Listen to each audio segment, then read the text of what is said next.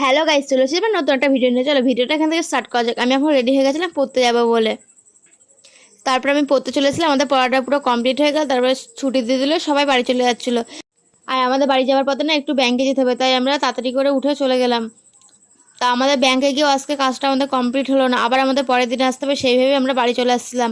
তারপরে আমরা ব্রিজ দিয়ে বাড়ি আসি, আগেও দেখিয়েছি সেটা। আর এখানে পার হাউস ছিল, সেটা তোমাদেরকে দেখাচ্ছিলাম।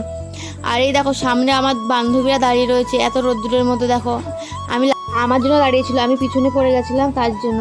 তা দেখো কতটা রোদ, আর ফাঁকা পুরো ছিল ব্রিজটা, কেউ এত রোদ্দুরে বেরোচ্ছিল না। তাই আমি এবার ছাতাটা টাঙিয়ে যাচ্ছিলাম, আমরা সবাই। রোদ লাগছিল, কি করব, গরম তো লাগছেই। তারপরে বাড়ি আসলাম, বাড়ি এসে একটু ফ্রেশ হয়ে নিলাম। আর এতটা গরম লাগছিল কি বলবো, পাখার তলায় বসেছিলাম। তারপরে এই টাওয়ালটা দিয়ে একটু মুখটা মুছছিলাম, মুখটু ঘেমে গেছিলো।